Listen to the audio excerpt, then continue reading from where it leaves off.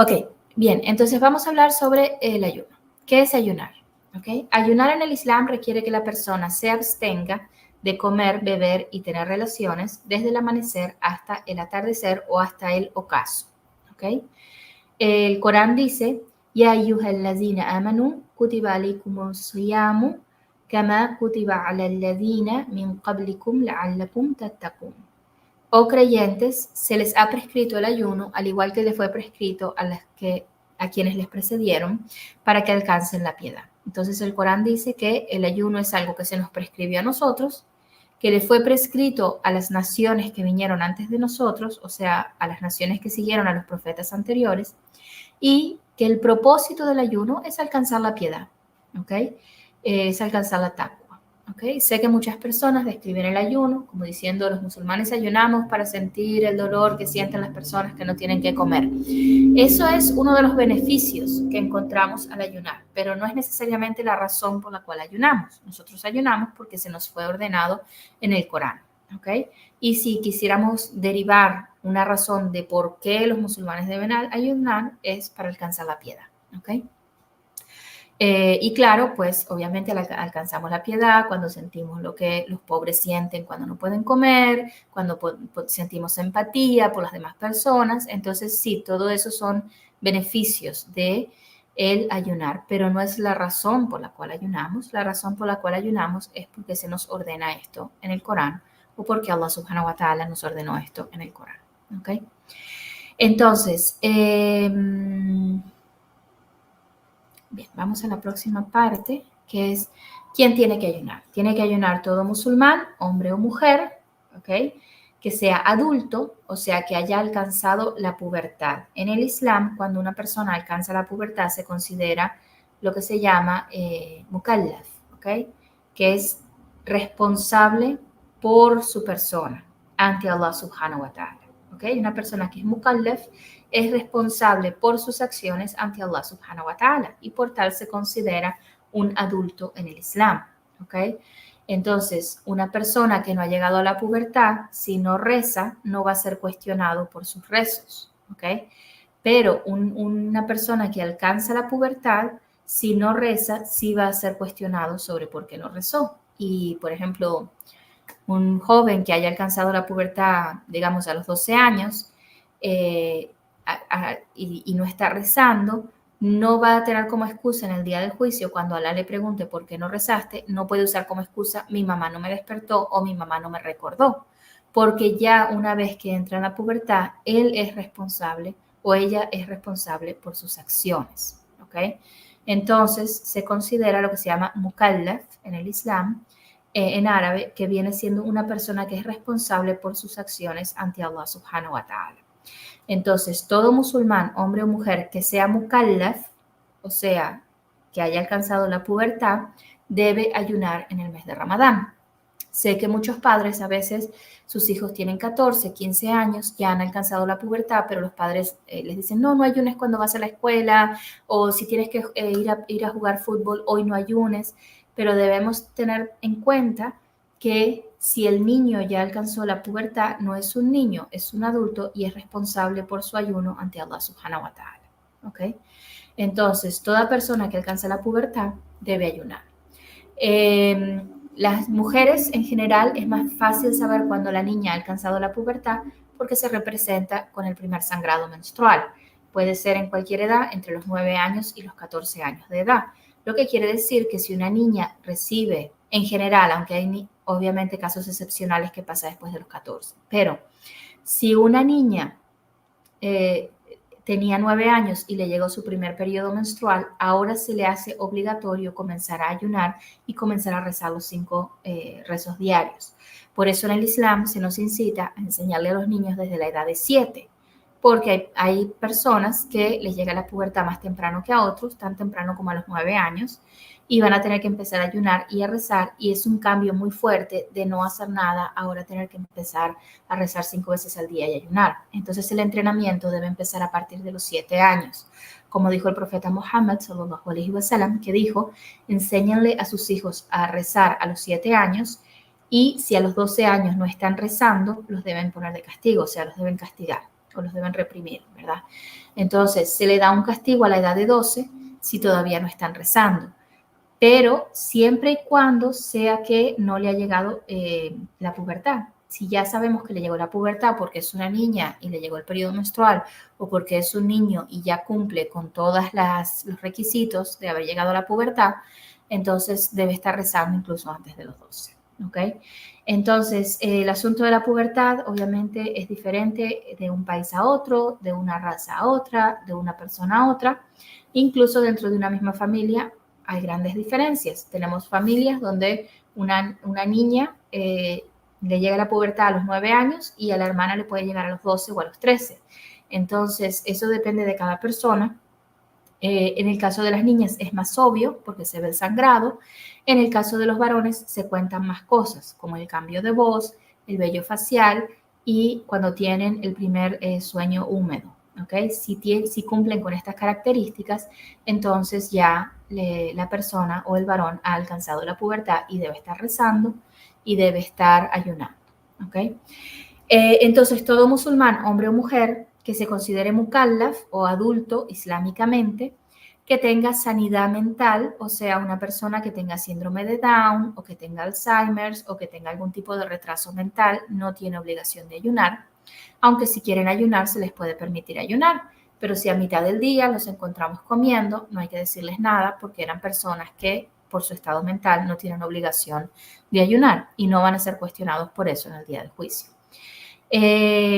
Y toda persona que no tenga una razón válida para no ayunar. ¿Qué quiero decir con esto? Si es un musulmán, hombre o mujer, que es adulto islámicamente, que tiene sanidad mental y no tiene nada que le impida ayunar, entonces esa persona debería estar ayunando. ¿Qué le puede impedir ayunar? Si es una mujer y tiene el sangrado menstrual o el sangrado posparto, entonces su ayuno no es válido. O sea, no es una opción que si ella quiere ayunar, ayune. Su ayuno no es válido y por tal no debe ayunar. Entonces, eso le impediría a una mujer musulmana adulta con sanidad mental ayunar. ¿Ok? Una persona que está enferma y que esta enfermedad le dificulte o le impida el ayuno. No cualquier enfermedad se considera una razón para romper el ayuno. Si es una enfermedad que no afecta de ninguna manera que la persona ayune, pues entonces la persona puede ayunar. Digamos que es una enfermedad, qué sé yo, de esas enfermedades digamos, de la tiroides o algo así. ¿Okay? Por poner un ejemplo, no un caso muy avanzado, pero un caso simple de tiroides, donde la persona simplemente se tiene que tomar una pastilla diaria y ya, lo tiene controlado. Entonces, eso no sería una excusa para que esa persona no ayune. Ahora, si la persona debe tomar un medicamento cada 4 horas o en un momento específico del día y cae durante la hora del ayuno, entonces esa persona tendría una excusa para no ayunar. ¿Okay? Entonces, si la persona tiene alguna enfermedad que le dificulte o que le impida el ayuno, tiene permiso de no ayunar. Aún si es una persona que le dificulte, pero esa persona dice, bueno, igual yo quiero ayunar porque me gusta el ayuno, pues puede tratar y si debe romper su ayuno a mitad del día por razón de la enfermedad, lo rompe. Eso hacen algunas personas que son diabéticas, ¿verdad? Obviamente, otra vez cuando la diabetes no está muy avanzada, pero personas que tienen diabetes la tienen un poco controlada, a veces ellos tratan de ayunar y si se sienten mal durante el día, lo rompen, pero eso depende de caso en caso, ¿ok? También si una persona está de viaje, tiene permiso de no ayunar, ¿ok? Y otra vez, en este caso es opcional. Si la persona dice, yo estoy viajando, pero igual quiero ayunar, puede ayunar, ¿ok? Aunque siempre es recomendable que cuando Allah subhanahu wa ta'ala nos da un permiso, lo tomemos. Si Allah nos da el permiso de no ayunar mientras estamos de viaje, es bueno tomar ese permiso. Pero si la persona dice, bueno, es que después se me hace difícil reponerlo o la razón que sea, yo prefiero ayunar ahora porque tal vez después no voy a poder hacerlo, está bien, lo puede hacer, no es que sea prohibido, como en el caso de la mujer que está en el periodo menstrual o en el sangrado posparto, que para ella sí es prohibido. ¿Okay? Una mujer que está embarazada y teme por ella o su bebé. ¿Okay? El estar embarazada en sí no es una razón para no ayunar. De hecho, hay muchísimas mujeres en países islámicos donde las mujeres embarazadas ayunan durante todo el embarazo y no les afecta. ¿ok? Durante toda la época del embarazo. No es que ayunan los 9 meses, sino que si están en el primer trimestre y es Ramadán, ayunan, o si están en el segundo o tercer trimestre. O sea, es algo que el estar embarazada en sí no es una excusa, pero si la mujer teme, y esto es algo que lo mencionan mucho los libros de fiqh, si la mujer teme por ella o su bebé, aun si no es un temor fundamentado con medicina, aun si es solamente en su cabeza, ella dice, yo no quiero ayunar porque temo que le pase algo al bebé, entonces eso es razón para que ella le tenga un permiso de no ayunar durante el periodo del embarazo. ¿Ok? Y esto difiere un poco entre escuela y escuela, cómo se va a reponer ese tiempo, qué tan grande debe ser el temor de la madre, eso otra vez difiere entre escuela y escuela, y si una persona tiene preguntas sobre eso, es mejor hablar con un sabio. Yo solamente estoy dando como los puntos, pero siempre es bueno hablar con una persona que tenga más conocimiento. ¿Ok? Entonces, puede haber otras razones que le impidan a la persona ayunar, lo que sea. Eso también vienen siendo como casos excepcionales y se ven de caso en caso. Por ejemplo, nuestros hermanos y nuestras hermanas musulmanes que viven en China, los uigur, muchos de ellos están arrestados en campos de concentración y se les obliga a comer durante el día en el mes de Ramadán. Y si no comen, son puestos en el calabozo o son torturados. ¿Okay? Entonces, en ese caso, la persona tiene un impedimento que se sale de sus manos el controlarlo. ¿Okay? Porque el Islam siempre busca salvaguardar la vida humana. Entonces, si el comer les puede afectar su vida, como que sean torturados, sean tirados en un calabozo, sean más maltratados de lo que ya están siendo, entonces el Islam les da un permiso en ese caso a esa persona para que no se considere como que está cometiendo un pecado porque no ayunó. ¿Okay? Entonces, en general, toda persona que cumpla con estas características, musulmán, adulto, islámicamente, no adulto por la sociedad, sino adulto islámicamente, que es cuando llega la pubertad, que tenga sanidad mental y que no esté enfermo, no esté menstruando, si es mujer, no esté de viaje, no esté embarazada, entonces esa persona no tiene una excusa para no ayunar. ¿Okay? ¿Qué consideramos el amanecer? Y bueno, perdón, antes de entrar con eso de las personas que deben ayunar, a veces una persona acepta el Islam en la mitad del mes de Ramadán y la gente que le está enseñando el Islam los forzan a ayunar y a veces es muy difícil para ellos, son muchos cambios sucediendo.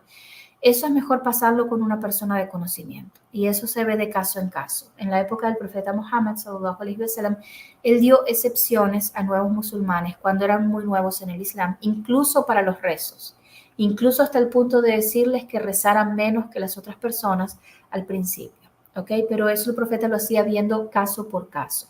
Entonces, si es un caso de un nuevo musulmán que acepta el Islam en Ramadán y dice, mashallah, hay nuevos musulmanes que aceptan el Islam en Ramadán y empiezan a ayunar el mismo día, alhamdulillah. Pero hay personas que se les dificulta mucho el primer año, entonces ese caso en particular es mejor llevarlo a una persona de conocimiento, al imam de la mezquita, a un sheikh, a un sabio, a alguien que tenga un poquito más de conocimiento, que pueda ver su caso y decirle, bueno, si te hace difícil en este año, puedes hacerlo el año que viene. Pero eso no es algo que hace una persona común y corriente, sino que es algo que debe hacer una persona que tiene conocimiento del Islam. ¿Ok?